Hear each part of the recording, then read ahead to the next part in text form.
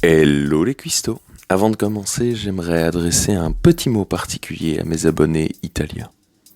Je suis désolé. Ce n'est certainement pas la méthode traditionnelle pour faire des pâtes, mais c'est tellement pratique et tellement délicieux. Aujourd'hui, je vais vous présenter une recette de One Pot Pasta.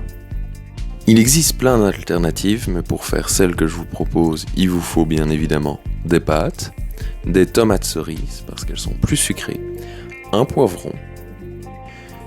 Prenez également de l'huile d'olive et du basilic, bien entendu. Comptez également un céleri bien lavé et une carotte, des olives. Finalement, il vous faudra 2 belles gousses d'ail, un cube de bouillon de poulet et 2 oignons.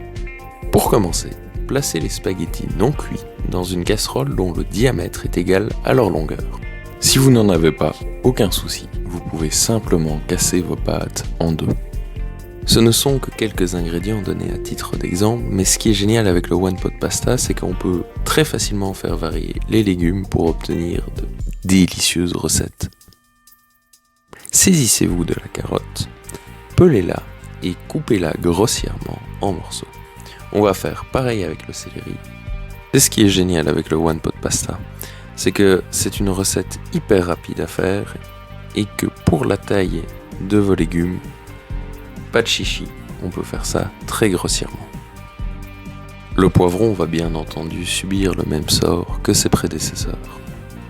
Concernant les tomates, j'ai opté pour des tomates cerises puisque comme annoncé en début de vidéo, elles sont plus sucrées.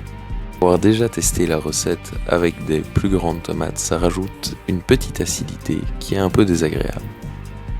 Enfin, n'oubliez pas de couper vos olives dénoyautées. Place à la partie pénible de la recette, la découpe des oignons. Je vous épargne le calvaire, vous savez comment faire. Passons maintenant à la cuisson.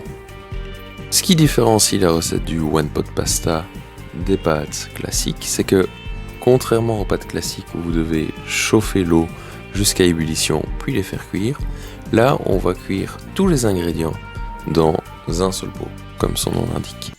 Il faut juste veiller à rajouter de l'eau afin que tous les légumes et les pâtes soient immergés.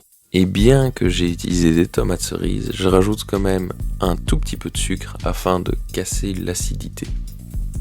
N'oubliez pas non plus de mettre un soupçon d'huile d'olive et vos feuilles de basilic.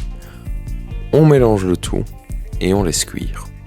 Portez le mélange à ébullition et lorsqu'il a atteint ce point, on le laisse ainsi. Ce qu'on désire, c'est que toute l'eau s'évapore afin de concentrer les saveurs et obtenir une sauce naturellement crémeuse. Ça peut paraître surprenant à première vue, mais croyez-moi, ça marche et le résultat est tellement délicieux. N'oubliez pas tout au long de la cuisson de mélanger allègrement les pâtes. C'est prêt, alors munissez-vous d'un bol, mettez-y les pâtes et bon appétit. Connaissiez-vous le One Pot Pasta? Je dois vous dire que moi, au début, j'étais assez sceptique et ça m'a littéralement conquis. Bien entendu, après cuisson, vous pouvez toujours corriger le goût en rajoutant un peu de sel ou de poivre et du basilic. N'oubliez pas de liker la vidéo et de vous abonner si ce n'est déjà fait. On se retrouve très bientôt avec de nouvelles recettes, mais d'ici là, prenez soin de vous.